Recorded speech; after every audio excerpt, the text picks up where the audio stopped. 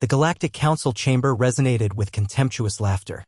Ambassador Vortak's tentacles writhed with disdain as he concluded his speech. The humans hide behind diplomacy and trade agreements. They refuse honorable combat, avoid military confrontation, always seeking peaceful solutions. He spat the last words. I motion to revoke Earth's warrior status.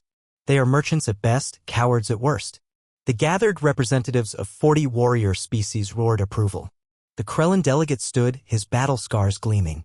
My people challenged Earth to ritual combat. They declined, citing unnecessary violence. Cowards. Mine as well, growled the hexapod queen. They trade with everyone, fight with no one. Where's their warrior pride? Earth's elderly ambassador, Dr. Elizabeth Chin, stood calmly amid the jeers. Honorable Council, we choose our battles carefully. Wisdom, not cowardice. Words. Vortak slammed a tentacle on his podium. The warrior species demand proof of human courage. Face our champions in the arena of truth or accept your status as galactic cowards. Dr. Chin touched her earpiece, listening. A slight smile crossed her face. One moment, please. The main doors didn't open. There was no dramatic entrance. One heartbeat, the space beside Dr. Chin was empty. The next, a figure in black stood there. Several delegates reached for weapons before freezing, unsure what they were seeing. The human wore no armor, carried no visible weapons. Traditional black cloth covered everything but his eyes. He looked small beside the towering aliens, almost fragile. This is Takashi Yamamoto, Dr. Chin announced. You wanted to see a human warrior. Vortak's three mouths laughed. One unarmed human? You mock us. I volunteer as first challenger, the Krellin delegate snarled, dropping into the arena pit. 9 feet of armored muscle, 4 arms ending in bone blades. Come, little shadow. I'll make it quick. Takashi walked down the arena steps like he was entering a garden. No rush, no wasted movement. The Krellin charged, a blur of violence that had won 100 duels.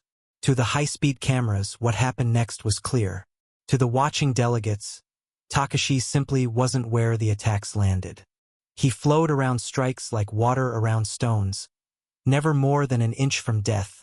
Never touched. The Krellin grew frustrated, then angry, then desperate. His attacks became wilder, more predictable. Takashi moved less each time, efficiency increasing as he learned his opponent's patterns.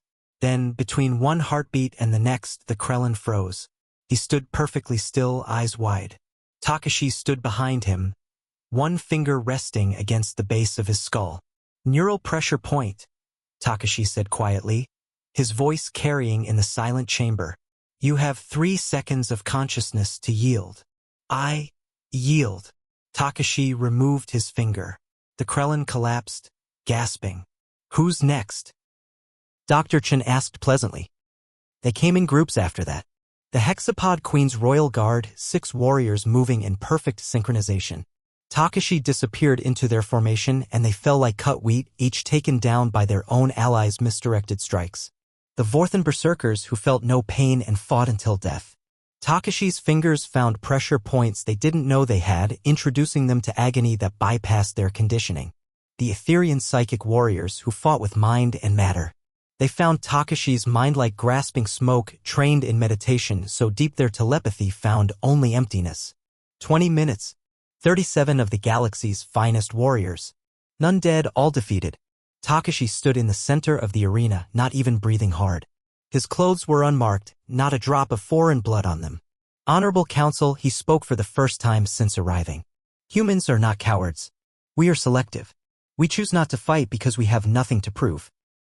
Our ancestors learned long ago that the supreme excellence is not to win 100 battles, but to defeat the enemy without fighting. He looked directly at Vortak. You mistake reluctance for inability. We've had thousands of years to perfect the art of war. We choose peace because we know what we're capable of. Vortak's tentacles trembled. One warrior defeated our finest. I am not unique, Takashi interrupted. Every human military has special forces. Every culture has its warriors. We sent one ninja not to threaten, but to educate. Imagine if we sent them all. The council voted unanimously to maintain Earth's status. With a new addition, peaceful by choice, lethal by nature. As the session ended, delegates gave the human delegation a wide berth. Dr. Chin walked out normally. Takashi simply vanished between one blink and the next, leaving only questions and fear. The galaxy had learned an important lesson. The most dangerous warriors are those who choose not to fight.